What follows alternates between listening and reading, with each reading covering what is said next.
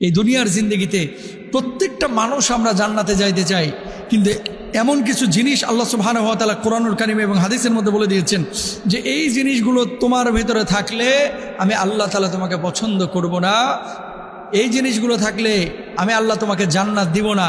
এগুলো জানার পরও আমরা প্রত্যেকটা মানুষ আশাবাদী যে একদিন না একদিন তো আল্লাহ জান্নাত দিবেই, সুতরাং আমি আমার গতিতে চলতেছি। মনে রাখবেন, 10টা আলামত যদি আপনার মধ্যে থাকে তাহলে জেনে নেবেন আপনাকে জাহান্নামে জ্বলতে হবে, আপনি যত বড় হাজী সাহেবই হন না কেন। আল্লাহ বলতেছে কোরআনুল কারীমে একটা না একাধিক আয়াতের মধ্যে যে আমি ওরে পছন্দ করি না।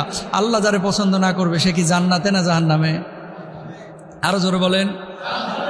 নামাজ যিনি পড়বেন যাবতীয় পাপ থেকে তিনি বেঁচে থাকবেন। কারা এই মানুষগুলো যাদেরকে আল্লাহ সুবহানাহু ওয়া তাআলা পছন্দ করেন না, ভালোবাসেন না? 1 নম্বর সূরা বাকারার 190 নম্বর আয়াতের মধ্যে আল্লাহ রাব্বুল আলামিন বলছেন, ইন্নাল্লাহা লা ইউহিব্বুল মুতাদিন।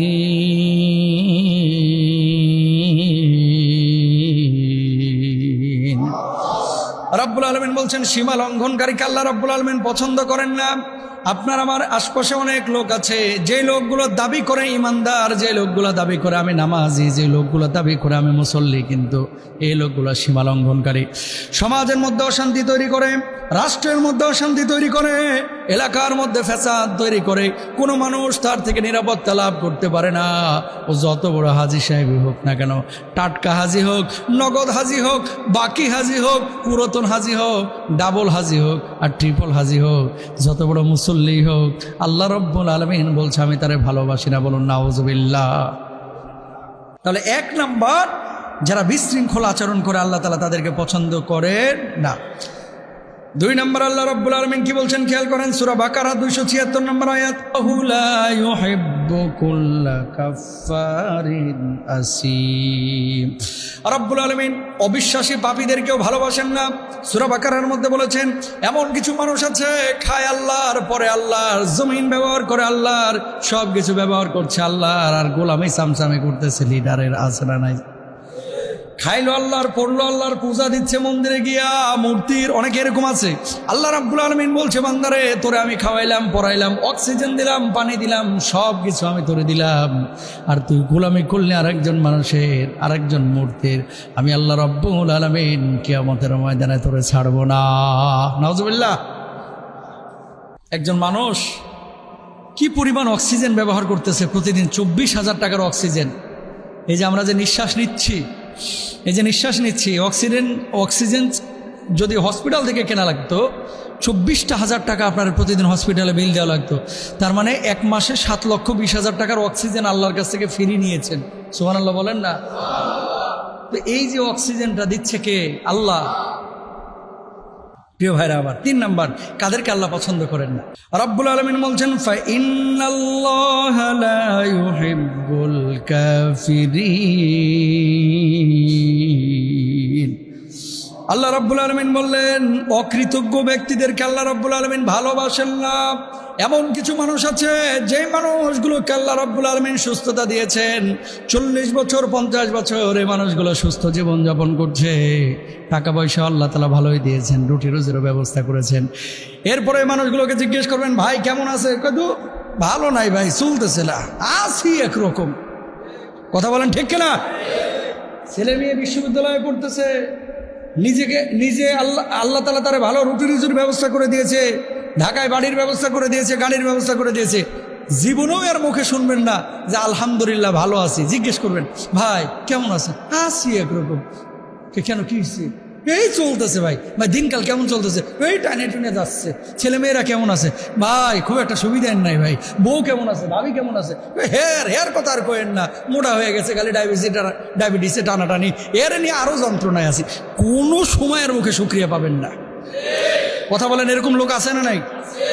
কোনো সময় শুকরিয়া পাবেন না। যেদিন বেতন পাইছে সেদিন তো মনটা একটু ভালো থাকে, আজকে পাইছি 30,000, এই দিনও এরা খুশি পাবেন না। তার মানে কি? এগুলো অকৃতজ্ঞ, এগুলো কি মানুষ বড় নেমু খারাম ভাই, বড় গাদ্দার মানুষ। কিছু কিছু ছেলে পেলে আছে যাদের হাত নাই, ট্রেনের নিচে পড়ে হাত কেটে গেছে, রোড অ্যাক্সিডেন্টে পা ভেঙে গেছে, হুইল চেয়ারে চলতেছে না। আপনার তো দুইটা পা আছে, দুইটা হাত আছে, হুইল চেয়ারে যে মানুষটা চলতেছে এর একবার জিজ্ঞেস করেন যে আজকে যদি দুইটা পা তোমার দেওয়া হতো তুমি কেমন খুশি হইতা? সে জবাব দিতে হয়তো বা যে আমার জীবন পাওয়ার চাইতে পা দুইটা পাওয়ার কারণে আরো বেশি খুশি হইতাম। কথা বলেন ঠিক কেনা? আপনার যে দুইটা হাত আল্লাহ তাআলা দিয়েছে, আপনারা যে দুইটা হাত আল্লাহ তাআলা দিয়েছে, এটা যে কত বড় নিয়ামত। যার হাত নাই ওরা জিজ্ঞেস করেন। ফেসবুকে মাঝে মাঝে একটা ভিডিও আমার সামনে আসে, কি যেন নাম, আব্দুল মতিন নাকি, আল্লাহ মাফ করুক, ছেলেটা নাকি ওই আর্জেন্টিনার পতাকা দোকানের ওপরে উড়াইতে গিয়া কারেন্টের সাথে লাগিয়া দুই হাত দুই পা নষ্ট হয়ে গেছে। এখন হুইল চেয়ারে শুধু শরীরটা নিয়ে চলে। আমি দেখে মাঝে মাঝে আফসোস করি, আল্লাহু আকবার, আল্লাহ আমাদের কত ভালো রাখছে। তারে আল্লাহ পরীক্ষা করেছে, আল্লাহ মাফ করুক, যে দুইটা হাত নাই দুইটা পা নাই। একটাবার চিন্তা করেন তো, এই যে রাস্তাঘাটে অনেক ফকিরও এরকম থাকে কিন্তু, যে হাতও নাই পাও নাই চোখও অন্ধ, একটা জিন্দা লাশের মতো পড়ে থাকে। ওই মানুষটার দিকে তাকায় দেখেন যে তার চাইতে আপনি কত ভালো আছেন। 4 নম্বর আল্লাহ রাব্বুল আলামিন বলছেন, আল্লাহু লা ইউহিব্বুল যালিমিন। আমার আল্লাহ রাব্বুল আলামিন বললেন, যারা সমাজের মধ্যে জুলুম করে, মানুষের উপরে জালেমের মতো আচরণ করে, মানুষের উপর অন্যায় অত্যাচার করে, এদেরকে আল্লাহ ভালোবাসেন না। এই জায়গাটা এখন অনেক মানুষ আমরা ধরা খেয়ে যায়। মানুষের সুযোগ পাইলে ক্ষতি করি, আরেকজনের উপরে জুলুম করি, টাকা ধার নিয়ে টাকা শোধ করতে চায় না। আরেকজনের উপরে সম্পদ ছিল, আরেকজনের মালিকানায় সম্পদ ছিল, সম্পদটা নেওয়ার পরে আমার পাওয়ার আছে এই জন্য সম্পদটা অনেক সময় দিতে চায় না। আরেকজন মানুষের নামে মিথ্যা মামলা দিয়ে অনেক সময় হয়রানিও করে। এই ধরনের জুলুম করাকে আল্লাহ রাব্বুল আলামিন কখনোই পছন্দ করেন না। এই মানুষগুলোকে আল্লাহ রাব্বুল আলামিন জাহান্নামে নিক্ষেপ করবেন। বলুন নাউযুবিল্লাহ। কারে আপনি ঠকাচ্ছেন? কারে? আল্লাহরে? ইম্পসিবল, কিডনি পচায় দেবে, হার্টে ব্লক ধরা পড়বে, এবার দৌড়ের উপর থাক, ধানমন্ডি আর ঢাকা সাভার, কথা বলেন না কেন? এরপরে আর ওগুলো করার টাইম পাবেন না। হার্টে এমন ব্লক ধরা দিবে, তো 7টা ব্লক ধরা পড়ছে, কিডনি এমন প্রথম শুরু করবে, এরপরে মামলা, জুলুম, আরেকজনের হক নষ্ট, ও সুযোগ নাই, এবার ডাক্তারের পেছনে ঘুরতে ঘুরতে জীবন শেষ। তো ওটা ভালো নাকি নিট অ্যান্ড ক্লিন সবার সাথে ভালোভাবে চলা এটা ভালো? অবশ্যই সবার সাথে মিলেমিশে চলা, কারো উপরে জুলুম না করা, এটাই ভালো, ঠিক কিনা? তো আল্লাহ সুবহানাহু ওয়া তাআলা এই কথা এখানে বলে দিয়েছেন সূরা আলে ইমরানের 57 নম্বর আয়াতে, যে খবরদার বান্দারে কখনো জুলুম করিস না মানুষের উপরে, আমি আল্লাহ রাব্বুল আলামিন কিন্তু ছাড় দিব না, ঠিক কিনা প্রিয় ভাইরা আমার? এরপর আল্লাহ সুবহানাহু ওয়া তাআলা কি বলছেন?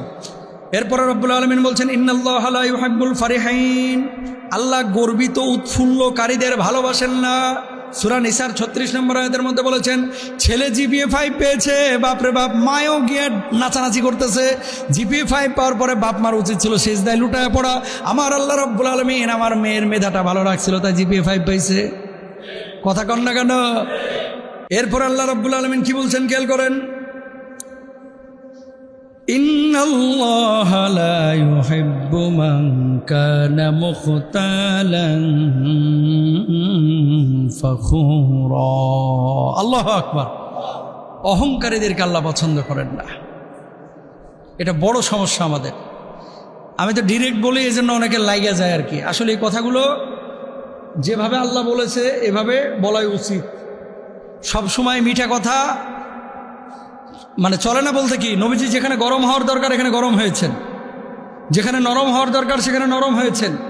মিষ্টি মিষ্টি কথা সবসময় মানুষের ভেতরে ঢুকে না, কিছু কিছু জায়গায় একটু কড়া হতে হয়।